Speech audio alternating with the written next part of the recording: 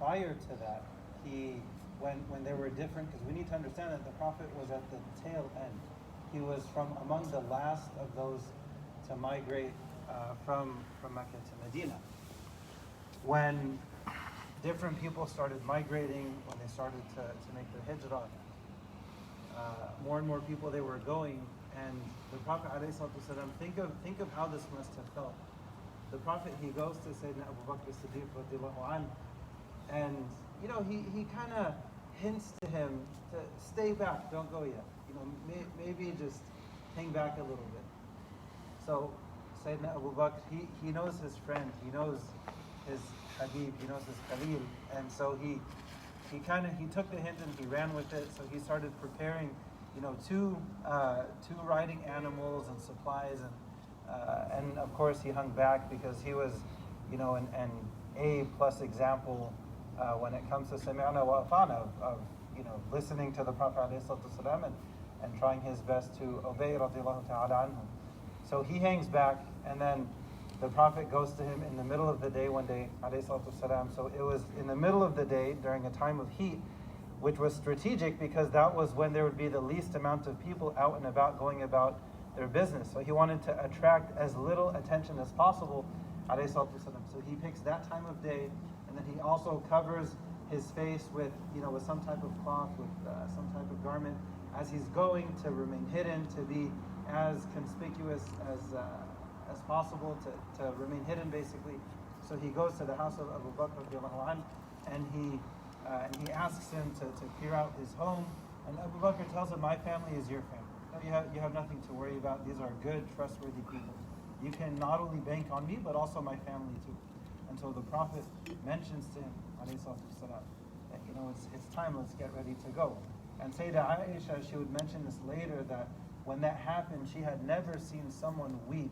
She had never seen someone cry from tears of joy like she saw her father begin to cry when the Prophet told him that he had handpicked him to be his companion, his one companion during that journey. Imagine the Prophet handpicking you to stay back. Imagine the Prophet handpicking you. This journey was not like a 2-hour flight. It wasn't a 30-minute bus ride, right? This is well over a week. This is several days, and you're with that companion the entire time. And who did the Prophet want to be that special companion with him during this special journey? None other than Abu Bakr radiallahu anhu. And what was the trademark of Abu Bakr? It was service.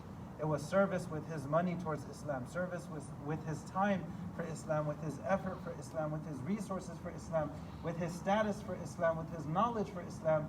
Whatever he had, the way that he saw things, how can I use this thing, this talent, this skill, this resource, this connection, whatever it is, how can I use it in a positive way to benefit the cause of Islam? So it's no coincidence that out of everyone, the Prophet chose him, radiallahu anhu. And so they get things ready, and the plan was to leave at night. And there were these plans on the other side of things. Those who were hating on the Prophet ﷺ, they were plotting and planning against him. And as we know, the story goes, the Prophet, he asked none other than Sayyidina Ali radiallahu anhu, who at the time was in his early 20s. In his early 20s, and there's this huge situation going on of migrating from Mecca to Medina. And who are, of course, there were many, it takes a squad of people, a team of people to make these things happen. But you find two figures who are especially key. You have Abu Bakr radiallahu anhu, and you also have Sayyidina Ali radiallahu anhu. Who did the Prophet request to risk his life, to sleep in his bed in place of him? None other than Sayyidina Ali. In his early 20s, not only willing to risk his life for Islam, but think of the high pressure situation that he was dealing with. Think of the risk involved, radiallahu anhu.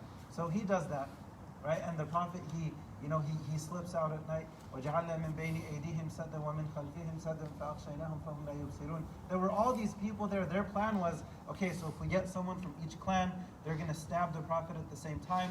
So that way everyone is responsible. Banu Hashim, this clan, they can't fight all of us in war. So if we put our heads, so they had this creativity, they had this intelligence, but they used it all in the wrong way, right? It's a pretty clever idea, but they used their cleverness in evil ways, in bad ways. Why not use that same gift Allah gave you of intelligence in good ways? But they chose the wrong side of the coin in that situation. So the Prophet, he makes his way out safely. He and Abu Bakr radiallahu anhu, they go to the cave of Thawr, and they go south. Medina, if you look at a map, you have Mecca, and the north of it is Medina. Why did they go south? Because the Prophet is constantly doing his best to do his part every step of the way, sallallahu alaihi wasallam. If anybody in human history would have had the privilege to sit back and say, I'm not gonna do anything. Maybe I'm just gonna quote unquote trust Allah without taking action.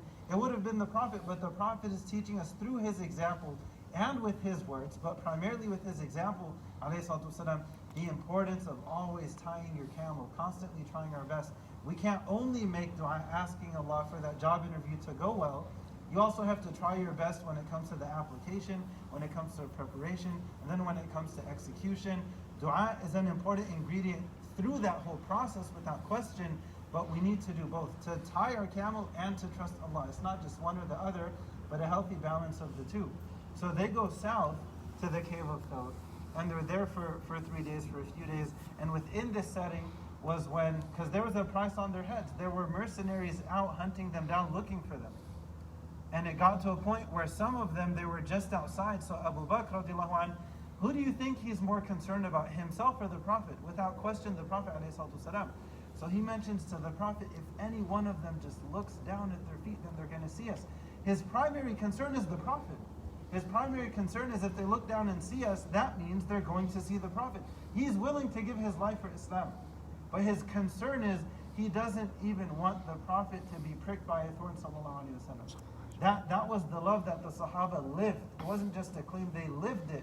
And it reflected in their actions and how they went about different situations. And the Prophet comforts him. What do you think of two? And Allah is there. Third, don't worry, Allah is with us. And as we know, Allah kept them safe and sound in that situation. And they end up completing the migration. They end up making their way. Along the way, they have a guide, and they end up making it safely to Medina. One of the main takeaways, and I'll conclude with this, that we can all take from this, to try our best to plan and to execute and to trust Allah, right? And to have balance regarding all of these different things. It's not only one, it's not only the other. If the Prophet is always doing his part to prepare and to execute, and of course to trust Allah Azza wa Jal, then what we should try our best to do is to follow the same example. We try our best, we put our best foot forward, but then with the other foot we trust Allah. So we need to have a healthy marriage of the two. We ask Allah to guide us and forgive us. We ask Allah to help us to learn more about the Prophet ﷺ and to try our best to live more like the Prophet sallallahu alaihi wasallam. We ask Allah to gather us with him in paradise. Ameen Rabbil Alameen. Wa akhiru da'wana and alhamdulillahi rabbil alamin.